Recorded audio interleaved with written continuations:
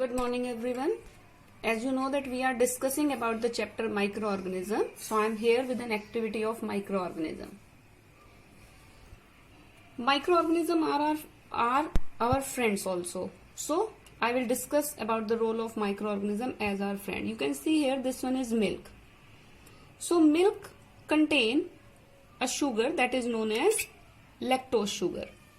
And this lactose sugar is present in milk. That's why the taste of the milk is sweet.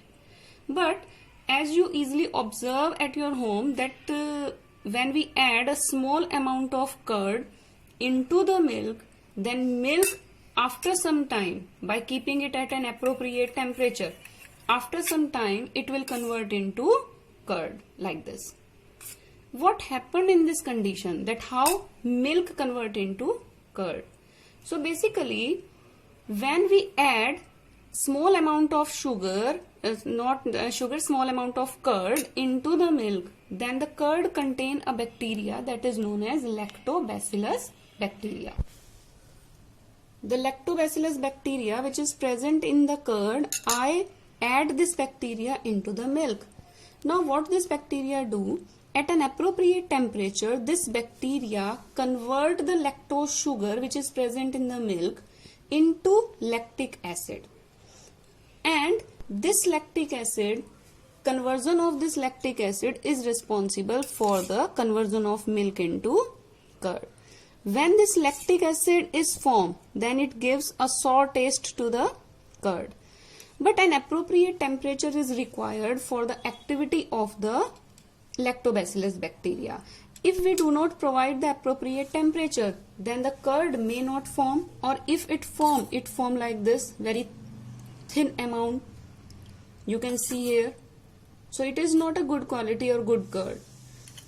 Appropriate temperature is required for the appropriate conversion of lactic acid into, lactose sugar into lactic acid. So as the bacteria is responsible for the formation of milk into curd, we can say that bacteria are our friend. This bacteria is our friend. Such type of bacteria are also used in the formation of cheese. Now I will show you another activity, and in the another activity I will also show you that how bacteria or microorganisms are responsible. As you can see here, I am having a dough in this bowl, and this dough was left in this bowl from the for 24 hours. So as you know that nowadays it's summer season, so due to the activity of the microorganism into this dough is going to spoil. It is decomposed. You can see, I want to show you.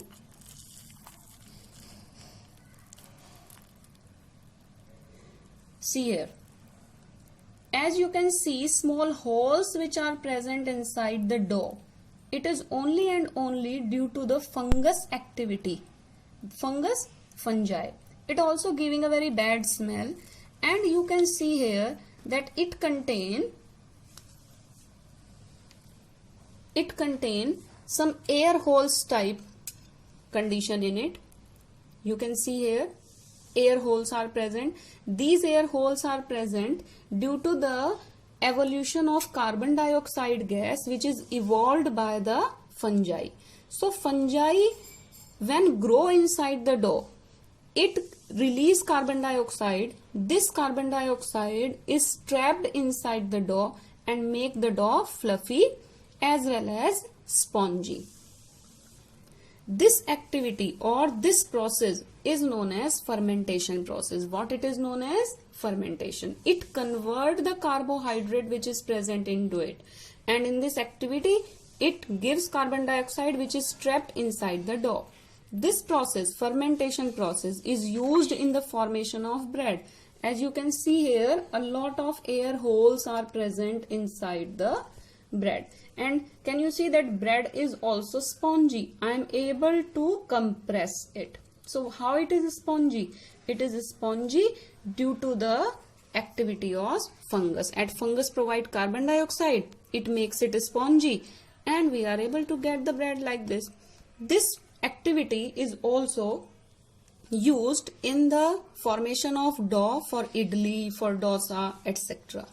So these two activities in which we discussed about the role of bacteria and the role of fungus in the formation of our food item. So now we can easily say that microorganisms are our friends. Okay, goodbye. I hope you enjoyed it.